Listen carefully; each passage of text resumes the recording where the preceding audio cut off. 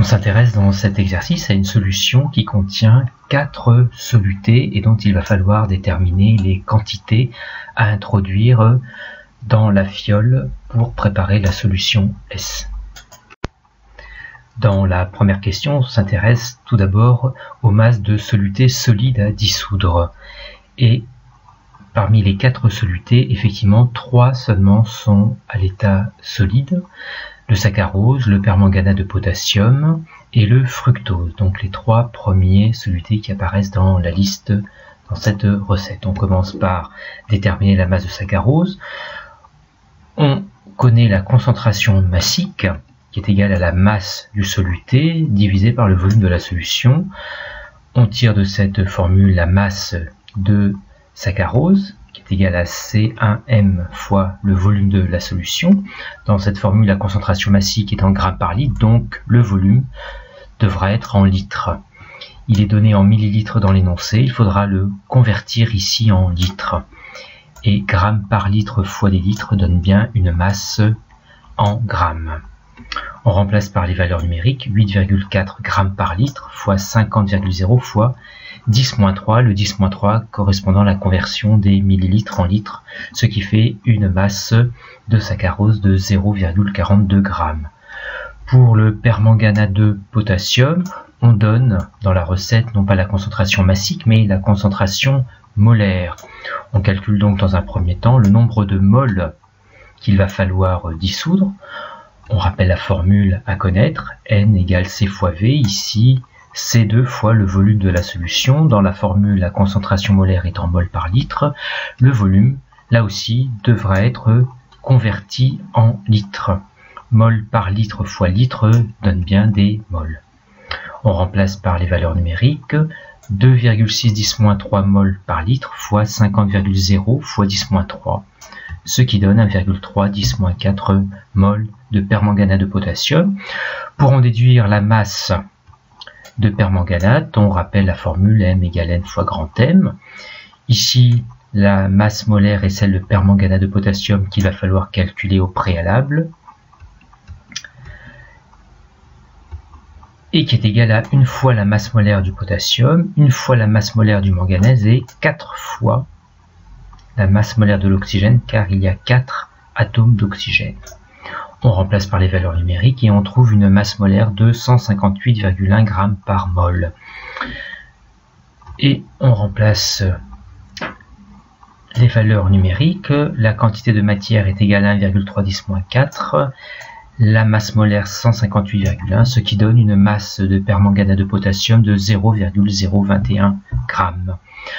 On fait de même avec le fructose, dont on a aussi la concentration molaire. On calcule donc dans un premier temps la quantité de matière en mol, par la même relation que précédemment.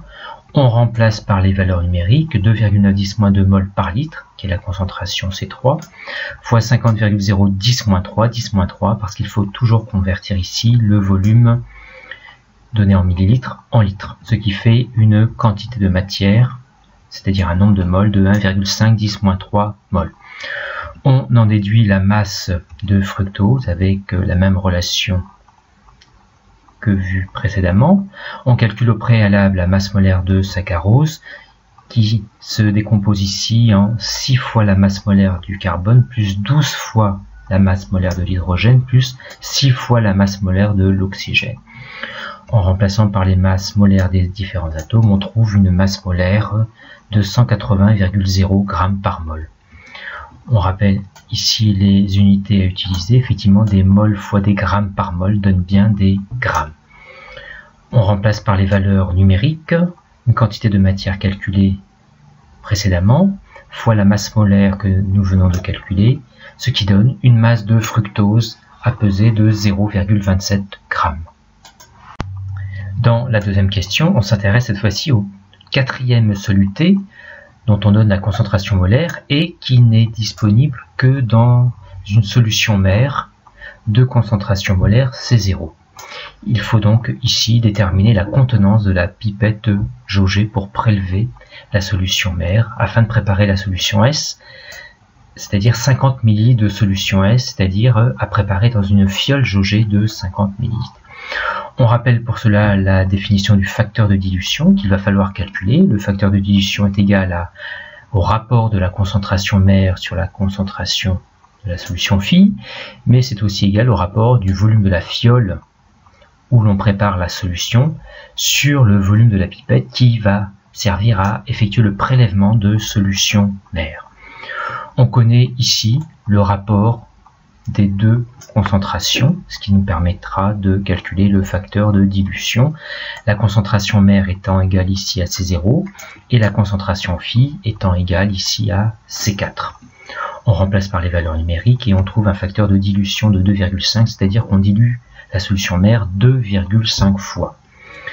D'après la deuxième formule du facteur de dilution vu, on va pouvoir en déduire le volume de la pipette. On isole le volume de la pipette dans cette formule et on trouve 1 sur F fois le volume de la fiole. Volume de la fiole ici qui est égal au volume de la solution à préparer, c'est-à-dire 50 ml. On remplace par les valeurs numériques, 1 sur 2,5 calculé juste avant, fois 50,0 ml, ce qui fait un volume de pipette de 20 ml. Dans cet exercice, on prépare dans un premier temps une solution de sucre qui va être la solution mère qui va servir à la préparation de deux autres solutions, donc phi, obtenues par dilution. Et enfin, dans la dernière question, on réalise un mélange des deux solutions phi préparées et on détermine la concentration en sucre dans le mélange réalisé. On veut déterminer dans cette première question la concentration massique C0 en sucre dans la solution S0. On utilise la définition de la concentration massique qui est égale à la masse du soluté dissous sur le volume de solution préparée. Et si l'on veut une concentration massique en grammes par litre, la masse devra être en grammes et le volume de solution en litres. Les 100 ml devront être convertis en litres. On remplace par les valeurs numériques 7,8 grammes pour la masse de soluté, ici le sucre, et le volume de solution de 100 ml est converti en litres en multipliant 100 par 10 moins 3, ce qui donne une concentration massique pour la solution S0 de 78 grammes par litre. À partir de cette solution S0, on prépare une solution S1 par dilution. On introduit 5 ml de la solution S0 dans une fiole jaugée de 50 ml et qu'on complète avec de l'eau distillée. On peut donc calculer le facteur de dilution. On rappelle sa définition. Le facteur de dilution est le rapport de la concentration mère, ici C0, sur la concentration phi, ici C1. Mais ce facteur de dilution est aussi égal au rapport du volume de la fiole sur le volume de la pipette, et c'est avec ce dernier rapport que nous allons pouvoir calculer le facteur de dilution, car nous connaissons ces deux volumes, ici un volume de fiole de 50 ml et un volume de pipette de 5 ml, pipette ayant servi à effectuer le prélèvement de la solution mère, ce qui donne un facteur de dilution de 10, c'est-à-dire qu'on doit diluer 10 fois la solution S0. Et donc, la solution S1 sera 10 fois moins concentrée que la solution mère. Et donc, pour calculer C1, on divise la concentration mère par le facteur de dilution, c'est-à-dire ici 10, 78 grammes par litre divisé par 10, c'est-à-dire 7,8 grammes par litre. Pour la deuxième solution, eh bien, on la prépare en prélevant cette fois-ci 20 ml de solution S1, qui joue donc maintenant le rôle de solution mère. On introduit 20 ml de solution S1 dans une fiole jaugée de 100 ml qu'on complète avec de l'eau distillée. Là encore, on calcule le facteur de dilution. La concentration mère est cette fois-ci C1, la concentration de la solution S1, et la concentration phi est C2, la concentration de la solution S2. Ce facteur de dilution est toujours égal au rapport du volume de la fiole sur le volume de la pipette, volume que l'on connaît, et donc qui vont permettre de calculer là encore le facteur de dilution. Une fiole de 100 ml et une pipette de 20 ml, pipette ayant permis de réaliser le prélèvement de la solution mère S1. Et donc, on trouve un facteur de dilution de 5, c'est-à-dire qu'on dilue 5 fois la solution S1, ce qui nous permet d'en déduire la concentration de la solution S2, la concentration de la solution 2 est donc 5 fois plus faible que celle de la solution S1, et donc on divise C1 par 5. Ou alors on aurait pu isoler C2 dans la formule qui est ici, et on en aurait tiré C2 égale C1 divisé par F, c'est-à-dire C1 divisé par 5, ce qui donne ici 1,6 g par litre. Et dans la dernière question, on réalise un mélange de 50 ml de solution S1 avec 100 ml de solution S2 et la concentration massique en sucre est à calculer. Là encore, on rappelle la définition de la concentration massique dans le mélange qui est égale à la masse de sucre dans le mélange sur le volume de solution correspondant au mélange. Le volume de mélange ici est égal à V1 plus V2 et la masse du mélange de sucre est égale à la masse de sucre apportée par le volume V1 de la solution S1 qu'on appelle M1 et également la masse de sucre apportée par le volume V2 de la solution S2, masse qu'on appelle M2. On connaît V1 et V2, il suffit donc de déterminer la masse de sucre apportée par chacun des volumes V1 et V2, connaissant les concentrations massiques de chacune des solutions S1 et S2. On calcule dans un premier temps la masse de sucre apportée par le volume V1 de la solution S1, S1 étant la concentration C1, et donc M1 est égal à C1 fois V1. C1 est en grammes par litre, le volume V1 devra donc être converti en litres. Grammes par litre fois litre donne bien des grammes. On remplace par les valeurs numériques. 7,8 grammes par litre pour C1 fois 50,0 millilitres pour V1 fois 10-3 pour la conversion des millilitres en litres, ce qui fait une masse M1 de 0,39 grammes. On fait la même chose pour la masse de sucre apportée par le volume V2 de la solution S2, où la concentration en sucre est égale à C2. M2 égale C2 fois V2. Là encore, le volume V2 devra être converti en litres. On remplace par les valeurs numériques, C2 étant égal à 1,6 g par litre et V2 étant égal à 100 ml fois 10-3 pour la conversion en litres, ce qui fait une masse de sucre M2 de 0,16. On peut donc maintenant remplacer toutes les valeurs dans l'expression de la concentration du mélange. V1 plus V2 est égal à 50 plus 100 ml, c'est-à-dire 150 ml, que l'on convertit en litres, donc fois 10-3, et au numérateur, on additionne les deux masses que nous avons calculées juste avant, et on trouve une concentration massique de sucre dans le mélange de 3,7 g par litre. On souhaite ici comparer le poids d'une personne sur Mars et sur la Terre. On souhaite ici déterminer le nombre de fois qu'un corps est plus léger ou plus lourd sur Mars que sur Terre, ce qui revient à calculer un rapport des poids de ce corps sur chacune des deux planètes. On suppose ici que le poids sur la Terre est plus grand que sur celui de Mars. Et on fait l'hypothèse que le poids d'un corps sur une planète est pratiquement égal à la force gravitationnelle exercée par la planète sur ce corps.